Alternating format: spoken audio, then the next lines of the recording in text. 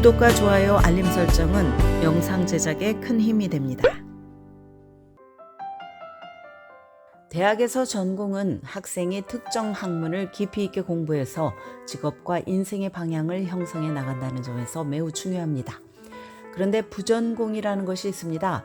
학부 학생들은 전공은 물론이고 부전공을 선택할 때도 주의 깊게 생각하고 결정을 해야 합니다.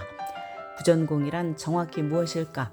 간단히 말하면 부전공은 미니 전공 같은 것으로 관심 있는 특정 학문에 대해서 일정한 양의 수업을 들으면서 공부하는 것입니다. 그러나 학사 학위를 취득하기 위한 전공 수업처럼 많은 수업을 요구하지는 않습니다. 전공 수업보다는 수강해야 할 수업의 숫자가 적지만 부전공의 중요성을 간과해서는 안 됩니다. 학부생이 대학에서 부전공을 할 경우 미래의 고용주는 이 학생이 전공 외에도 어떤 분야에 관심이 있는지 파악할 수 있습니다.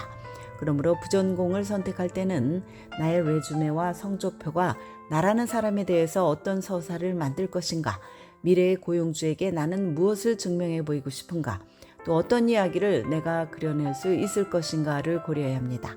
모든 대학이 부전공을 요구하거나 제공하는 것은 아닙니다. 그러나 일반적으로는 전공 외의 분야를 깊이 있게 공부하고 싶은 학생들을 위해서 부전공을 할 기회가 학생들에게 열려 있습니다. 그러므로 학생들은 대학마다 차이를 고려해서 부전공을 하기 위한 요구 조건이 무엇인지 대학 관계자와 상담할 필요가 있습니다. 전공을 정할 때와 마찬가지로 부전공도 시간을 들여서 숙고하고 결정을 해야 합니다. 일부 학생들은 어떤 분야의 선수 과목을 듣는데 사용한 시간이 아까워서 그것을 살리기 위한 방편으로 부전공을 택하기도 합니다. 그러나 부전공을 결정할 때는 보다 적극적인 의도를 가지고 이것이 나의 교육적 목표에 부합하는지 판단을 해야 합니다. 그렇다면 부전공을 선택할 때 구체적으로 무엇을 고려해야 할까?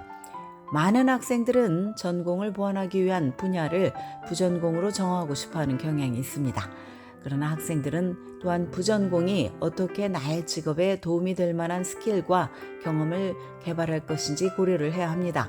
그러므로 내가 대학을 졸업하고 사회에 진출할 때 나 자신에 대해서 어떻게 소개할 것인지 염두에 둬야 합니다. 직업적인 측면에서 부전공은 학생이 고용주가 원하는 스킬을 증명하기 좋은 방법입니다. 어떤 학생들은 사고의 지평을 확장하기 위해서, 또 어떤 학생들은 자신의 마케팅의 가치를 높이기 위해서 부전공을 선택을 합니다. 일부는 외국어를 공부하고, 또 일부는 작문 실력을 갈고 닦아서, 또 일부는 컴퓨터 프로그래밍 스킬을 개발하기도 합니다. 이렇게 하면 전공 수업을 듣기 위한 시간의 절반 정도를 들이고도 수많은 지원자들 사이에서 독특한 방법으로 자신을 돋보이게 하는데 도움이 될 것입니다. 예를 들어서 영문학을 전공하는 학생이 있다고 가정을 해봅시다.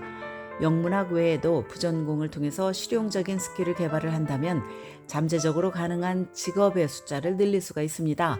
레주메와 성적표에서 자신에 대한 스토리를 보다 풍부하게 전달할 수가 있습니다. 많은 학생들이 자신의 전공과 관련 있는 것을 부전공으로 정하기는 하지만 어떤 학생들은 완전히 다른 분야에서 부전공을 찾기도 합니다. 예를 들어서 컴퓨터 사이언스 전공자가 음악이나 철학을 부전공으로 선택을 하기도 합니다. 이것은 학생이 음악이나 철학에 열정이 있고 또 수업의 일정량을 자신의 열정 분야를 위해서 할당하고 싶은 경우라고 할 수 있습니다. 그럼 여기서 질문이 생깁니다.